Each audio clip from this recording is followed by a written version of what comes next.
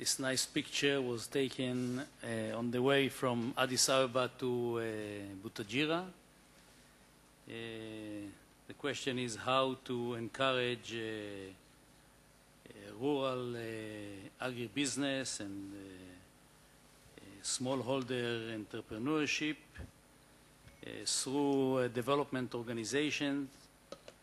I will tell about it from the perspective and from the experience of a MASHAV program in Ethiopia.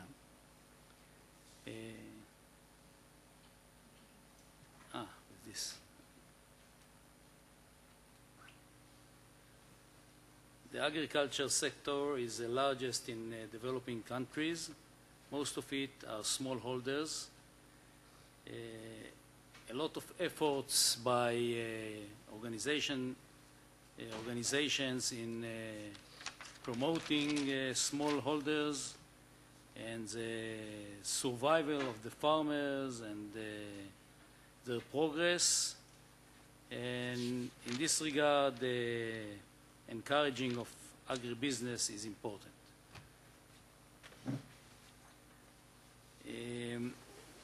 The situation in Ethiopia, in other developing countries, is characterized by many difficulties in the agricultural activity that include the market, post-harvest, agricultural production, and finance.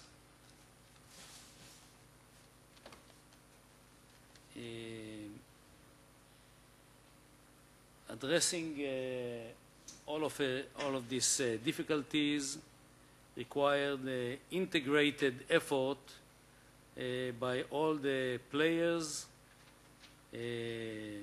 reduction of bureaucracy and finance problem, incubators to support local entrepreneurs in the first years for their activity, and the solution adapted to local conditions. And last but not least, activity on a wide front, addressing many aspects of agriculture in order to achieve the program goals. The Smallholder Horticulture Program is a current program where MASHAV is partnering with USAID and the Ministry of Agriculture of Ethiopia to promote horticulture in Ethiopia. Some of the points mentioned in the previous slide are addressed by the program, like Incubator to new agribusiness, a solution adapted to the local conditions, and development on a wide front. The example that I'm going to bring for Incubator to agribusiness is fruit tree nurseries. The fruit tree nurseries were built by the program, and they were operated for a couple of years with a budget provided by the program. Thereafter, the nurseries should become self-supported through profitable plant sales. And some of the nurseries were able to do it. Obviously, not every business, agribusiness or other, is a success, but if 2 or 3 out of 5 nurseries becoming viable, then I think it's good enough. Definitely compared with the percentage of failures that you mentioned.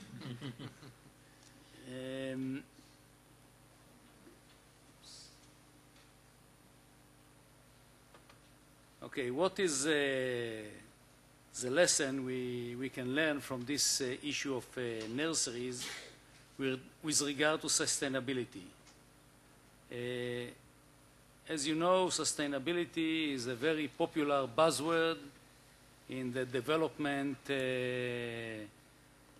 language. But as it was mentioned, it is only seldom achieved, and the result in many cases are white elephants, and sometimes, as you mentioned, these white elephants have to be further fed. So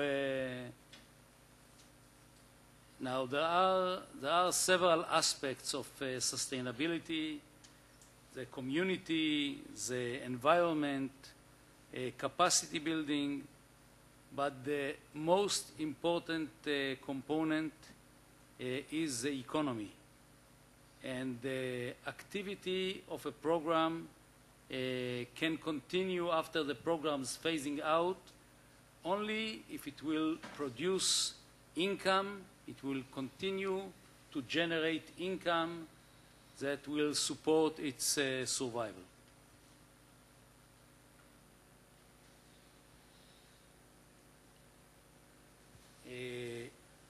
Another important thing of this nursery is the byproducts.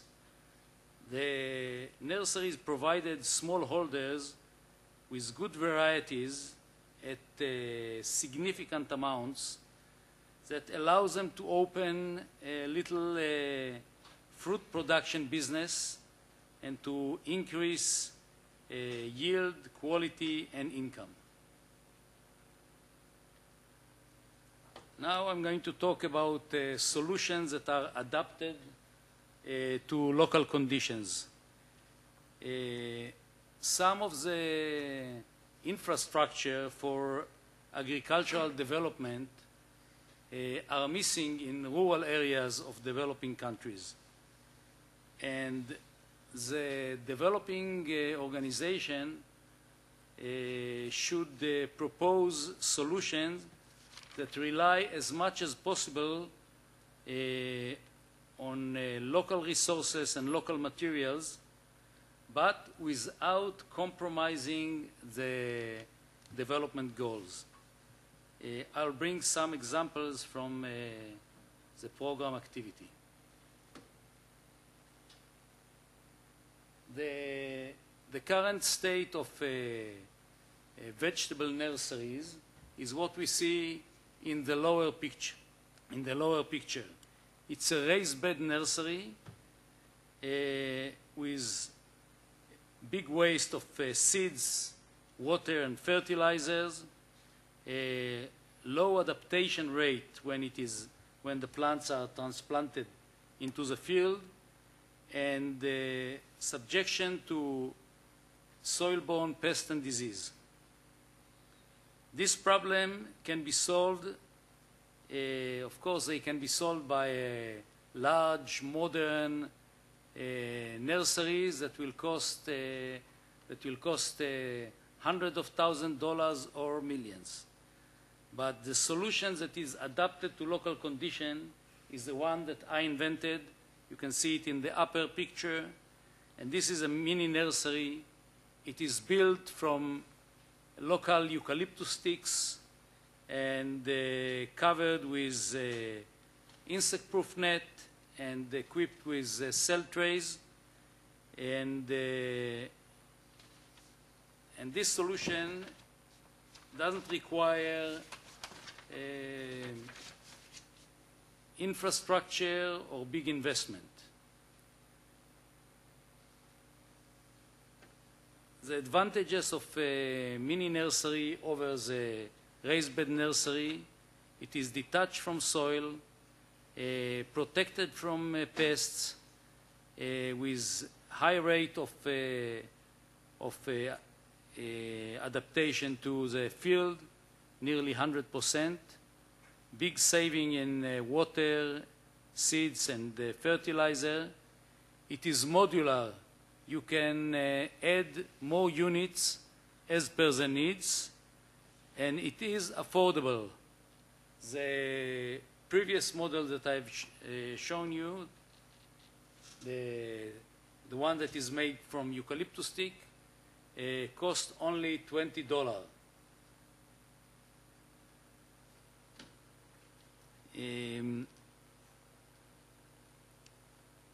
Okay. The next thing is fruit tree nurseries that can be built from local materials. Again, the eucalyptus or bamboo sticks with a straw cover and irrigation with water cans. In this kind of nursery, the investment is only 10% compared with a nursery, with a modern nursery that we have seen in one of the previous slides.